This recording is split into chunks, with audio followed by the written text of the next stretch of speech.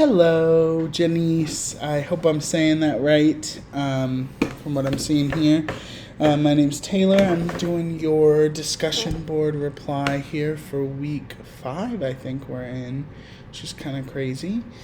Hope you're doing well. I thoroughly enjoyed reading your discussion board post and wanted to comment on that, of course.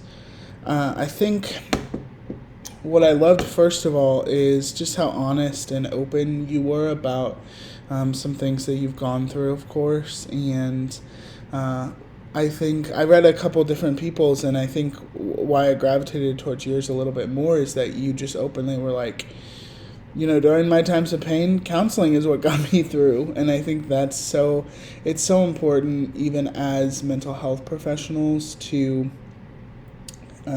advocate for mental health. I mean, not everyone does in this field, but I think it's almost our duty to say, hey, we need to go to therapy or counseling as much as our clients do sometimes too. So I think having that mindset of, when I'm in pain or when I'm in trouble or if I need help processing or whatever, that going to therapy is something that it's not just for the clients, it can be for you too. And I think you realizing that and having that kind of self-awareness and using those strategies to help you cope, like you said, with your issues, is so incredible, and I'm glad that helped you and got you through those moments.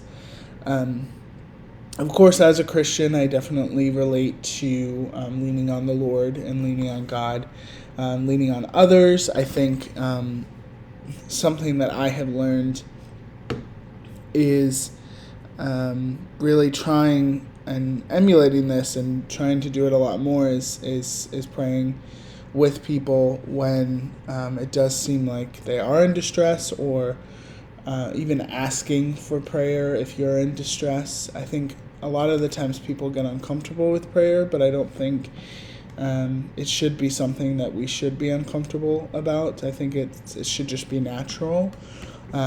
So I think something I got from your post, of course, and just saying that God helped you through your pain, praying to the Lord, of course, can help, just on your own, but having others pray for you and, like I said, asking if someone else is in pain, asking if you can pray for them. Something I read on someone else's post too is, they won't ask all the time if they can pray in a counseling session, but we can always pray for our clients even if they're not Christians, or even if they don't feel comfortable about it or whatever, and I think that could be comforting as well.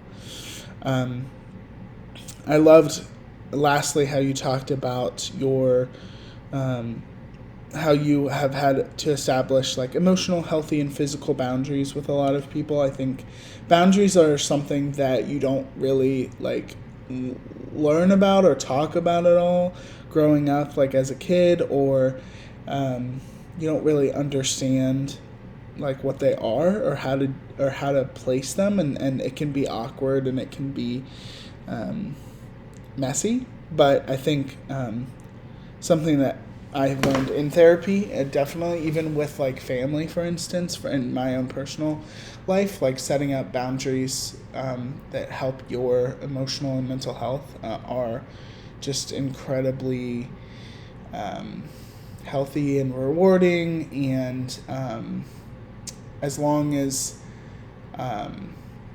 you're not harming anyone or hurting anyone, it can be just such a weight lifted almost off your back. And I think it's incredibly important to set those boundaries, because we set them every day, unconsciously, or even if we don't speak them to people, we set boundaries up a lot of the time. But it's almost harder to do with those that we trust and those that we love. or those that we know really well. It's hard to set up those boundaries, but it's just so incredibly important to do that. So I really loved that part of your post, and I hope you're having a good Saturday. Is the day that I'm posting this on Saturday. And keep up the great work and have a great week. Bye.